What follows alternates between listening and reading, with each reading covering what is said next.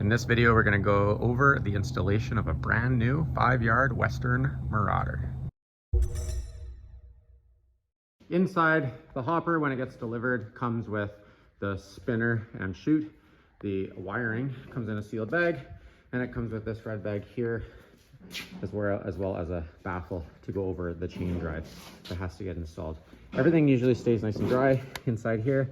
There is water in the bag, as you can see it, but all the bolts are also sealed, so we're going to find out if any water got into any electrical compartments or the control box. Okay, so the red bag, did not do a very good job of keeping everything dry. The instructions are wet, I can tell, even though it's in a bag. This, I believe, is going to be the control box. Hopefully it's sealed in a plastic bag, which it is not. So I'm going to send this video to a client here and just show him in case this is, because I don't think we should plug this in. I think we should dry it out. So the reason I unloaded it off the counter on the ground is because that's how much water was inside this bag. I would say that's a fail for Western. It did not do a good job. The other fail is that the electronic box, which we have drying over there, was not in a sealed box with plastic. I think it should have been, because all the other control boxes that I've done have been. But anyways, this is everything that was in that red bag. That's the wiring that was on the counter. We're going to lay that out. The instructions are soaking wet. We're familiar with these units, so we probably won't need too much of them, but if we do try and use them, they're probably going to fall apart. So again, another fail. Even though it's in a bag, I've never experienced where water got in so bad. And this just was picked up from the supplier today. So this is actually Western's issue, not the supplier and not the client's. Okay, so we've ran the wiring down here and along the driver's side. We usually pick the driver's side because the exhaust is on the passenger side and you have less of a chance of the wiring getting hot and or undoing and melting against the exhaust, even though we zap strap it there. The next step is to get this little wiring to go through from the truck or the engine compartment into the cab. And the best way is usually a grommet. I'm not too sure if it's going to show up here without the flashlight, but right up here, there's already a grommet and there's already holes in it from people passing wires through.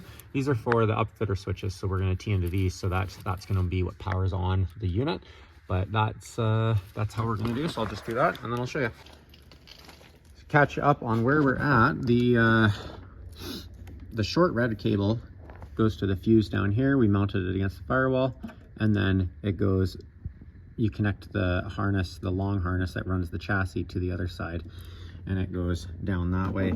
We've plugged in the I guess this goes through the cab for the controls, and we've wired it to a toggle switch. I believe it's on number 3, but we're not going to be able to turn it on because this box is super wet. All we did was mount this. We're telling them to go back to warranty to get that exchanged, because I just would not accept a control box in a brand new unit that's completely soaking wet. So we do not have it plugged in, but the wire is just hanging here, ready to go in. Underneath here, the upfitter switches are always up in this area, and then we did have to find the upper brake light and tee into that for the back thing, the back light over here, which is just up here. As you can see, it turns on when we're braking, and it's important to try and tee into the correct one so that if it shorts out or anything like that, you don't lose all your brakes. It won't turn on with lights because it's only just a 1 wire. It's just simply a brake light. Another interesting feature that this has is the chute is only held on by 2 pins. If you undo this pin, you could actually turn the chute on this hinge. But the one thing that's a little difficult to do is, I don't know if you can tell, but there's a cotter pin or a release pin at the bottom down there, and it's pretty much, you can't even get to it unless you undo this side first, which I guess you could pivot around maybe that way.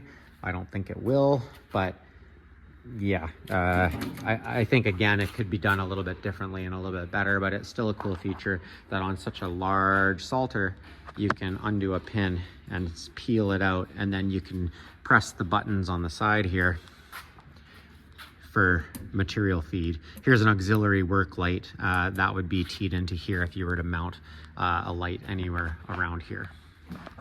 Another thing that you can, that I found interesting is that it's got all these sections here that you can just punch these out and pivot them, and then you have an access hole to mount something there. They're all over the place on this. There's two right there. There's one right there. There's another one right there. There's another one right there. You got access points in the bottom as well. Those look like they're just to be pushed in, maybe for access to the actual chain. I'm not too sure.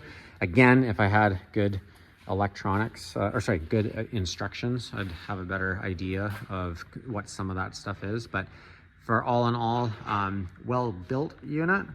I'm not really sold on necessarily spending the big bucks on a Western or a stainless steel, but that's just me. And I also I think this should be on a bigger truck, as it's sitting a little low to the ground.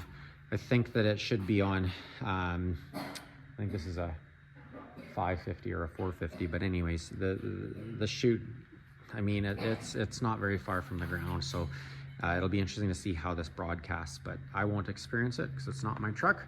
But one thing that I do like about the Westerns is you got this panel in the back here. I don't know if I can take it off with one hand. There we go. And there we go. On the back, you do have pigtails here.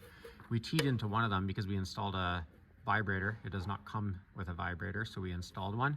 But these are aftermarket. You got strobe lights and you got some other things that you can tee into that you can control by the control box that it comes with. You do have a material feed and an auxiliary, but it's nothing that we can test out because of the faulty control box. But this is how we wired in the vibrator. It comes with an extra grommet here that we just drilled through, put in a hole, and then we wired it into the connections that we have. We ran the wire underneath the salter, and then on the back side it had 4 bolts already lined up perfectly for a vibrator to be installed right there, and that is teed into, I'll try and climb up here, but it is teed into the bracketry just right down there. Pretty hard to see, but so when it vibrates, it's also going to vibrate this baffle as well, which is pretty good. We installed the clips up top here. I believe I mentioned them earlier. They're fairly easy to do as well, but all in all, a fairly straightforward. We really didn't use much instructions because we didn't have any. We glanced at the internet here and there for a couple things, but we've done enough of these that it was fairly straightforward. We'll let the customer replace that electronic box and be on their way.